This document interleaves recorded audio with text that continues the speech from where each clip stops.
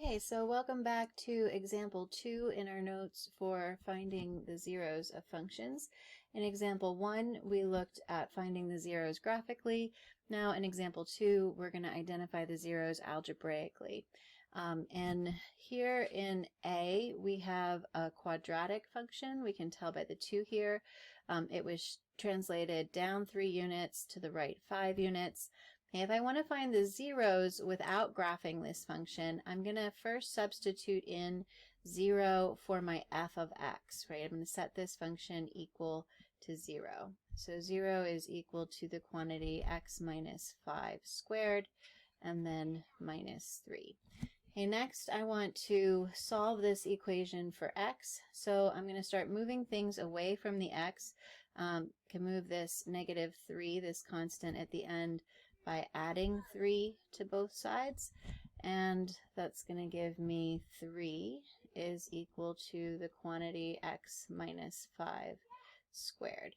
And then to undo a square, we have to do the inverse operation, which would be square root. So we square root both sides, and whenever you square root a squared variable, don't forget your plus or minus answer. So we have plus or minus the square root of 3 is equal to x minus 5. Now to get the x by itself, I'm going to go ahead and add 5 to both sides to move that constant over. And now we have 5 plus or minus the square root of 3 is equal to x. Okay, so that's really two solutions. Either x is equal to 5 plus the square root of 3, or x is equal to 5 minus the square root of 3. Okay, those are exact values.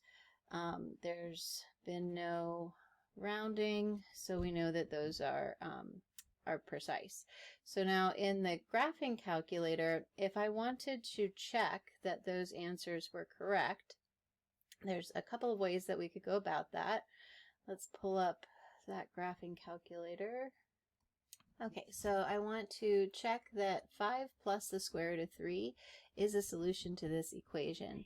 So what I'm going to do is type in that answer, 5 plus the square root of 3, and then I'm going to store that using this STO button down here. I'm going to store that as x and press enter. Okay, now this 6.73205, this is a decimal approximation for 5 plus the square root of 3, which is an irrational number. But the calculator is storing that exact value. It's just repeating back to me the decimal approximation. So when I go ahead and check this by putting in my original, which was the quantity x minus 5 squared, and then minus 3. Okay, there's a couple of ways I could go. So one way would be I could press enter and see that it matches the other side, which would be 0. And if that's true, then it would check. Another way, though, is what I like to do, which is go to the test menu. So if you do second math and then test, number 1 there is equals. And I want to ask the calculator, is this equal to 0 when I substitute in 5 plus the square root of 3 as x? And when you put in that equal sign from the test menu, you're asking the calculator a yes or no question. So if it's yes, it does check. The calculator will return a 1. Okay, so we're going to press enter, and we get a 1. So that 1 tells me that that answer checks. Okay, now I'm going to try 5 minus the square root of 3, because I can only check them one at a time. And I'm going to now store that as my new value for x. Okay, and that decimal is approximately 3.2679. Okay, then I don't have to retype my whole equation. I can arrow up to where it is. Once it's highlighted, I press enter. That retypes it for me. And now when I press enter, I get back a 1, and so I can see that 5 minus the square root of 3 also checks.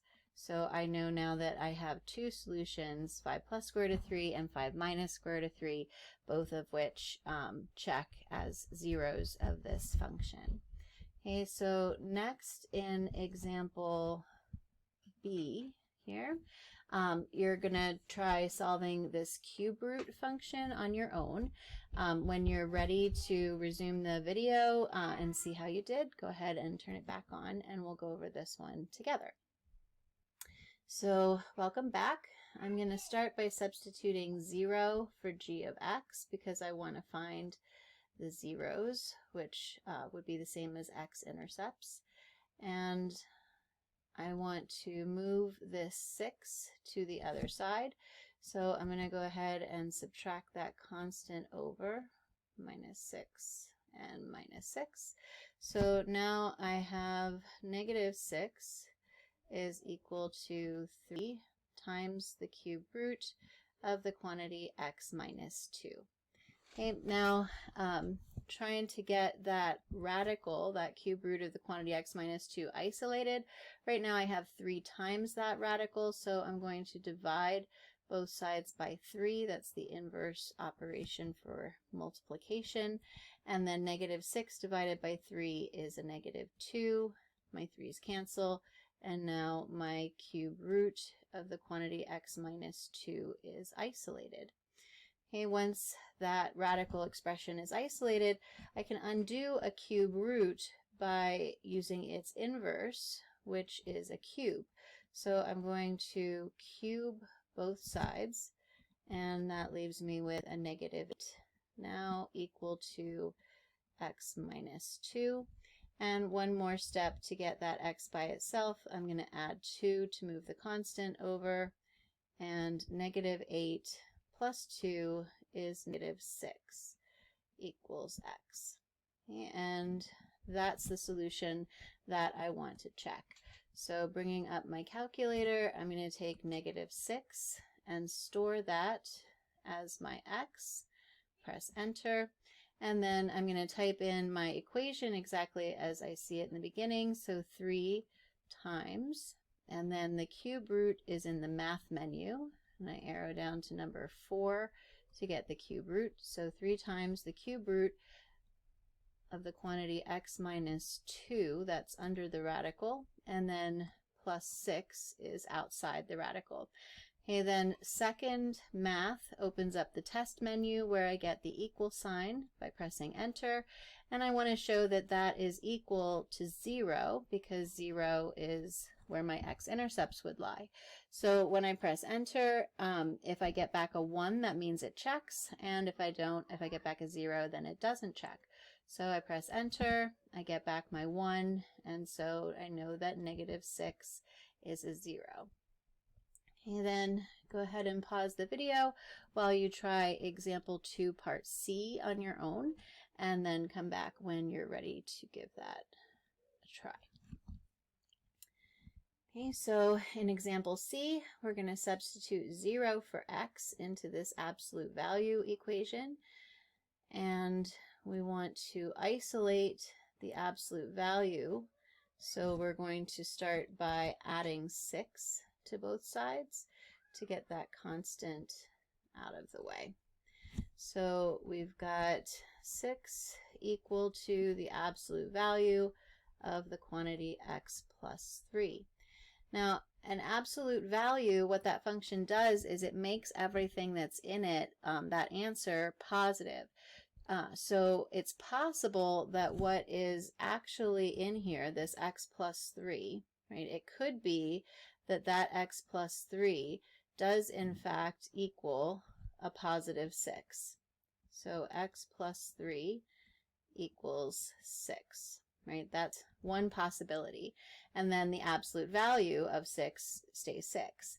But it's also possible that this x plus 3 in here is actually equal to -6, right? X plus 3, if it was equal to -6, then the absolute value symbols would be the reason why that -6 becomes a positive 6.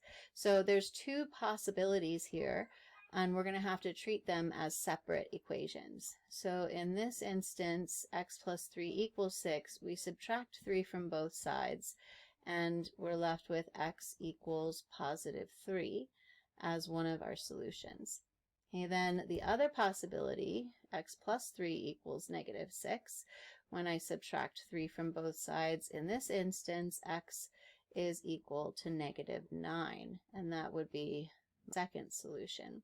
So when we go to check these, we're going to have to check them both.